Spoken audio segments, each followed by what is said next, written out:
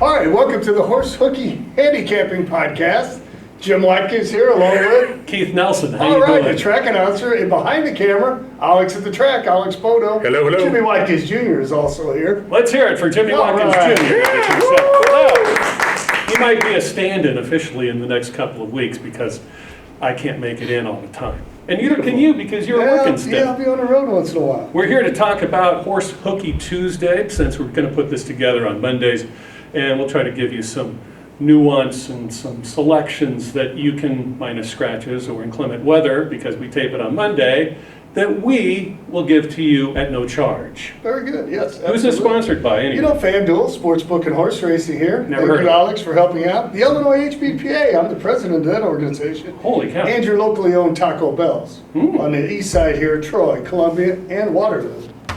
At a theater near you. Let's get to it. Race Well, number you one. know what, Wait, we're gonna do this every Monday, like you said, right? Mhm. Now, when we get going, we had late entries with Saturday, so we really didn't get a chance to look at the Saturday card. Looks like we got some decent fields the second half of the card. You know, we had 8, 7, 9 horse field, and then some smaller fields earlier on, but it looks like it to be a decent card at a glance Saturday night, and a good card for opening day tomorrow, and hopefully a good crowd. Like we mentioned earlier before beers will be good. It's going to be really tough with Hawthorne running the same day, and we're going to be constantly running behind the 8 ball, but Roger's done a great job. If we can get over 50 in each card with 7 races, I think we're going to be in good shape. So Absolutely. let's roll. Race number 1, the conditions. Everything's 5 1/2 furlongs, getting horses in shape. One question before we start. Would you rather have an out or 2 workouts? I'd rather have an out. Okay. And I think when I'm handicapping this time of the year, I'm looking at horses, you know, it's all about fitness this Right. time of the year. So I'm looking at, one, horses that have had prep races, you know, Turfway over the winter, Oaklawn Park, maybe up at Hawthorne already. Or I also look, my president shows me trainers, how they do 90-plus days away. Right. And I'll point that out as we go through. You know, a guy like Ralph Martinez is pretty good at that. Scotty Becker's like 27% off a 90-day layoff. He's 30. So- He's 30% on everything. Oh, so. boy. But we- I mean, that's a strong number on a 90-plus day layoff. Absolutely, in a I'm track pretty like good too, this. actually. Well, sometimes Yeah, you are. there you I mean, but the percentage is dropping, but we won't go into that. Let's 5 1/2 for $10,000 open claimers, fillies and mares going the distance of 5 1/2. Where did you end up in this race, Jim? Well, I ended up with Ralph Martinez, I mentioned the 2. I love this bar. It has had the prep race. It has those 2 ingredients, the prep race for 8,500, a good second, up at Hawthorne on March 31st. And then, as I mentioned, Ralphie is 24% second off a layoff. And he started like a house of fire last year at the Sure start did. of the meet. And he was the leading trainer through probably the first dozen days. And then Scott kind of warmed up at the end of last year. But Ralph is flaming hot at the start of the meet, so watch out for him. And that's where I ended up. I love this bar. I think he's going to be overbet, so I went elsewhere. I went to the 4 Lechita, has more speed and should appreciate the 5 1/2 furlongs. And also took a look at Pelego for another for Ralph Martinez in the spot. Should be a better price, even though this one has had a decent trip at Hawthorne back on April 7th. So we'll see what happens with this. And I did make Lechita my second choice there just because of the speed. That Cinco Charlie Stallion that she's Yeah, buying yeah. is awful speedy. That's why I have my horse in a second is by the same stallion. So. Second start as a plus for the 5 Dorota as well. If you're looking for a long shot tumbler, that's where probably I would go. And I went with Bethy, trying to get a price home with the 7-pound apprentice. At last trek, he was 7 pounds, right? Rashawn Blanche. Yes, he still is, or was this past I week. know he caught a win. Bethy in race number 1, the 6 horse, loves the wet surface. I think you have to keep that in mind with the pending thunderstorms. Could be wet, might be done with the program before any really hard stuff hits. So we'll see. Moving on. Dorota was moving on. my third choice too. I like the class relief there with her. Yep. She got a chance of picking up some pieces, I think, late. Race number 2, we have state bred maiden special weights, and they're going 5 1/2 as well. Interesting field, but there's a couple that really stand out with you. I know who you're going to pick, so go ahead, because Well, I I'm gonna didn't touch pick her. my horse, Too Much Tuesday. I'm the trainer of this one, and of course Cynthia and Jamie Gavilski are the owners. And if I want to have a place to stay tonight, I probably need to pick Too Much Tuesday. Or anything And to she is a eat. talented filly. She had some nice races last year. If you look, she was really on the improve, and then she had a troubled trip in the stakes race at the. Yeah, she got stopped she- around she- and. She lost her path on the rail there, Yeah. got squeezed a little bit, checked herself out, and had no chance. But she's a nice talented filly with some good tactical speed, and she's a little better horse matured. And I do think she'll be right there. I want to ask you about the at year. outside post, though. Especially being here, she knows this track really well.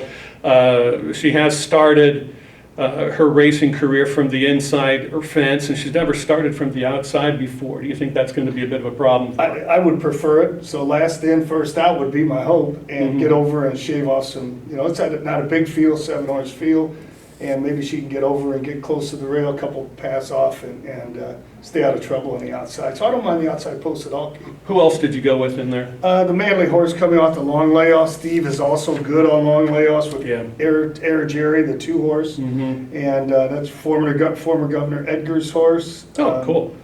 So, ran in the debutante stakes also herself. Had some really nice workouts that he got. Yeah. Steve is a 19% winner off a 90-day layoff plus, and this certainly is over a year. I put the 2 in the top 4 as well. I thought would be a little bit over bet, especially with Victor climbing aboard, and you have the blinkers going on as well. My top selection is the 4 Napa Bit with Victor Balin riding for Jose Rodriguez. Jose's doing very, very well, and at the end of the meet started going up. This is a gray 4-year-old daughter of 3-hour nap, and I think has a big time chance in here. I look at some distance, does like the shorter distances. You can note 3 starts back, ran a 44 Beyer, who I know the Beyer speed figures is your really, really go-to stat at 6 furlongs, but ran okay at 5.5. We'll see what happens. I'm going to go with Napa Bit with the 3, Wildish, hopefully going to be a price, first time Lasix, and then the 2 you talked about, Air Jerry, probably going to be the prohibitive choice, and then the 6, Tour de Port. Yeah, Wildish, good speed for an English Channel horses. They're usually turf and round, Mhm. and that one showed some nice speed and ability as a 2-year-old. I think I picked her 3rd. She ought to be right there in the mix too, Wildish, Don Martin. Sometimes on the first couple of performances that they have, they're getting into shape and everything's a sprint race. You have these closers that come up, some horses breathe fire at the end, and then you have, I've seen it time and time again, my 8th year coming up here, hard to believe, that this happens on a regular basis with some good prices from off the pace. Don't like to see closers in the sprint, but sometimes the race just completely falls apart. One difference this year, Keith, too, we're not starting out with the 5/8 races. We're starting Right. right away with 5.5. That extra 16th of a mile, I think, makes a big difference in that it isn't all about the break necessarily. You can position yourself and make a run, a late run. at Exactly. 5.5. All right, race number 3, who you got? My best bet of the day, Expressor, number 3, Expressor. Oh, no, I'm sorry, number 2, Expressor, 3rd Mhm. race. And best bet, I just think, got the prep up there at Chicago, quite a speedball horse, benefit from this 5.5. Max Quinones has won a few races, won a couple more this weekend. Yeah, I noticed that. Max is, he hasn't been training a long time, but he's been around the track forever, worked on the gate in Chicago, long-time exercise rider, and he's just a very hard worker, and he just does extremely well with his horses. I think this horse is going to shake free on the lead and never look back. Faced a lot better too. I think this horse has a big time chance to just go swoop and get it right from the get-go. Doesn't normally break particularly awesome, especially in the last 2 races, one being just a couple weeks ago. But as you said, Victor certainly knows. Victor Balin aboard, going to be really tough to beat. Again, going to be around probably 2-1, maybe even 9-5 thereabouts. I went to the 6 Immoral towards the outside just to get another price for Kenny Jansen. This one with Rainier Arrieta, last meet's winning rider last year, or the champion rider of these grounds. Also has numerous starts at Oaklawn Park, only 6 furlongs, another 6 at Oaklawn, and then at my old staying part, my pasture in beautiful Claremore, Oklahoma, Will Rogers Will Downs. Rogers Downs, there it is. Yeah, this horse certainly fitness shouldn't be an issue, decent enough speed to lay close, I think, and that was my second choice in Morrill. Who else you got backing him up? Charlie's Beach I threw in there, just a little class relief there. Showed us some nice ability at the end of the year last year. Had a pretty nice campaign and had to prep up in Chicago, so I thought they might have a chance to pick up the pieces. All right, my top four, 2, 6, 5, 3, and you went 2, 6, 7. okay. Let's head on out. What do we got next? Brace 4. Let me mention Taco Bell. Pick up a meal at Taco Bell. They're a sponsor of this fine podcast/program. Back to you. Absolutely. You know, I got to tell you something about Taco Bell, Keith. I'm a big fan, but you know, it's what your tastes are. I like to just go with the soft tacos. I don't spread around the menu. If it ain't broke, don't fix it. So I stay with the soft tacos, 2, 4, 6, 8, depending on my level of, sometimes. I will do that. I will do that for a weekend. Hunger. Now, my love of my life, Cynthia, she will bounce around that menu. You know, she'll throw a burrito in, a nacho supreme, and Keith, what are your flavors there when you hit the Taco Bell? Vanilla. No, I love Taco Bell. Actually, I just ate 2 this morning. I had left over from watching the last round of the Masters. Yeah, it's not just for breakfast anymore. It's bachelor living. When my daughter's not around on the weekend, I'm going at it. It's a bachelor refrigerator. I'm having a great time. Taco Bell still affordable? I'm there, man. Not a problem. Race number 4, what do you like? Let me get a little plug in there for John Maroney. John Maroney's been a long time. The owner of many Taco Bells and the 3 locally owned here in Troy, Columbia, and Waterloo on this side of the river. But an excellent horseman, been in the horse business for decades. Steve Manley is his trainer. He's a very nice man, very supportive of the industry as a whole. Keeps a lot of horses in California and supports our program here in Illinois. Really? So he's quite a... I learn all these things because I don't ask questions. I come in and out and I don't know, and I'm learning about everybody who makes things go around here, even Alex. And we do appreciate him filming this and putting graphics up as well. 4th race, we have the allowance optional claimers. The purse, $24,000?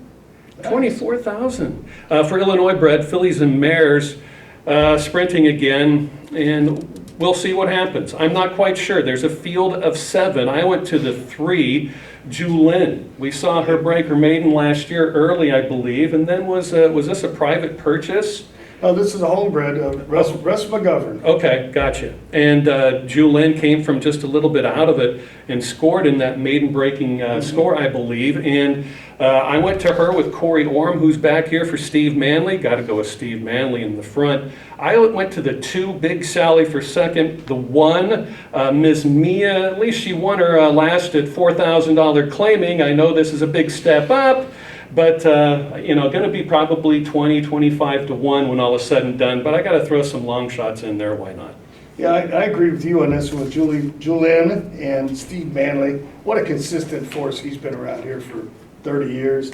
Nearly 1,600 career wins. Just consistent as can be. This horse had a nice year. I think it's a wide open race, but this one kind of stuck out with me. And once again, those good numbers Manley has coming off the 90-plus day layoff, nearly 20%. You're getting yourself a big come from behind her, and the 4 of Lucian only has one way to go. But the thing about this type of closer, usually breaks away from the gate in one piece. You're going to see her coming from far, far back, if at all, in this first start. Well, this is second start off this campaign, last seen at Hawthorne, March 24th. Finishing up the track, but that was just a prelim to what we're going to have here. This horse can pick up some of the pieces going 5.5. Sure. That was a very nice bunch that she ran 8th by 9.5 in, and they came back and ran yesterday. Miss River Rat, it's a Illinois Stakes winner. This is a really nice bunch she ran against first time out, and it didn't get embarrassed in that spot. So I think I got Lucian 3rd, picking up some of the pieces, and Scotty Becker, our top trainer around here, Gollop's Honors. Second with Gollop's Honors. Gollop's Honors is going to be, can win from off the bench, has already proved that. Is a 5-year-old lightly raced sort, only 7 lifetime starts with a couple of wins and a couple of placements as well, and it's going to be heavily bet as most all Scott Becker trainees are. As they should be. Yeah. Well deserved.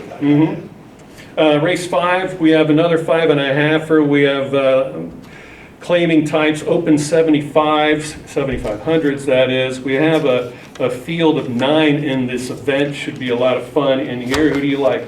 I went with my former horse of the year, D-Yank. And Ralphie claimed him off me and after the 2021 campaign, and he's done rather well with him too. D-Yank is a horse for the course. 20 starts here, Jeez. 6 wins, 8 seconds, 3/3. He just keeps plugging away. You know, I just think fighting 5.5 is going to work for him. He can lay close enough to have a nice punch and get by him. I kind of picked him. Of course, Ralph is an excellent trainer himself. Over 2,300 wins and a consistent force around here, as we talked about. Certainly has been. D-Yank's going to be tough in this spot, I believe.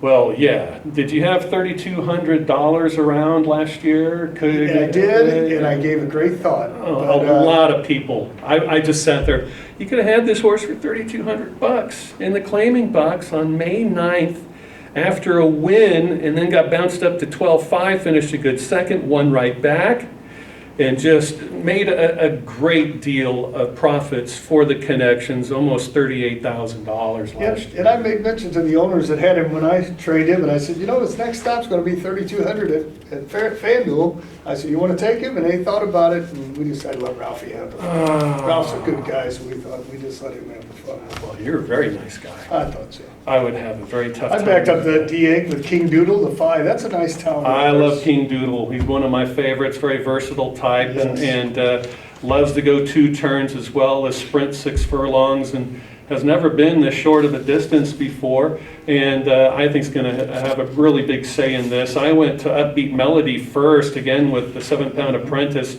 and I put the Yank in second. I went 7, 2, 6, and 4. I think the 5, King Doodle, big time chance with Rhaenyra Arrieta and Scott Becker. If you can get 3-1 on this horse, might be a good win proposition, even going short.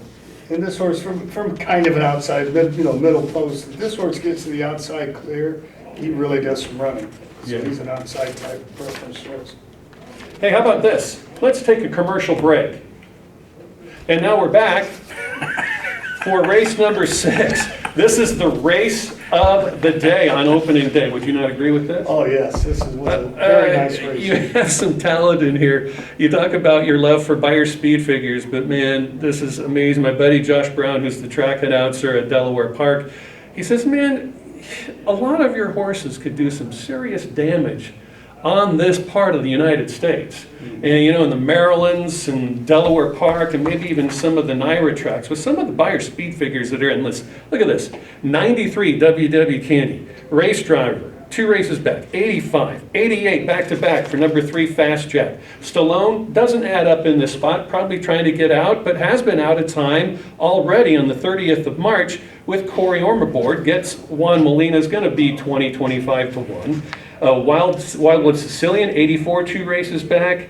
Landmark Deals in tight, is going to be I think is going to be tough. Loves to route or sprint on the turf and comes flying late on the turf as well. And then we have a horse that I think is going to be really overlooked, the 7, Comiskey Park, who's really a good horse as well.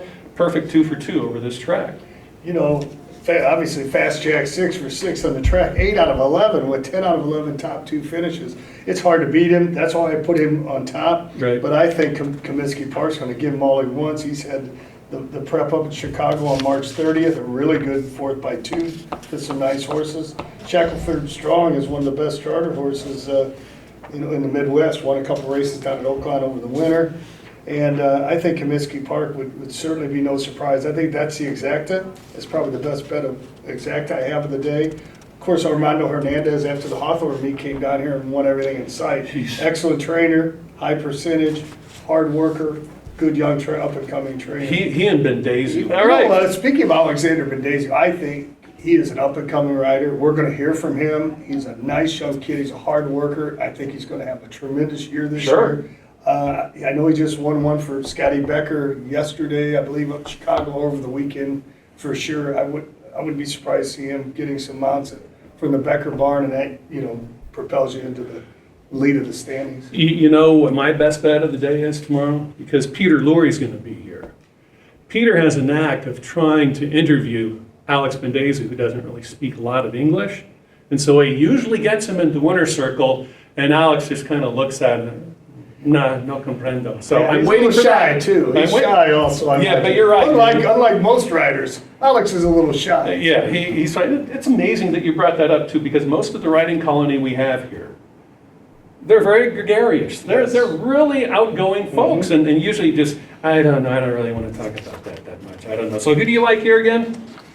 I put Fast Jack on top, and I think it's the best exact Yeah. box bet of the day. Won't pay much, but Comiskey Park second, and I thought Landmark Deal could scoop up a little bit. Okay, I'm going to go Third. completely opposite, trying to get a price. I'm going to go 1, 7, 3, and 2 here in race number 6. Okay?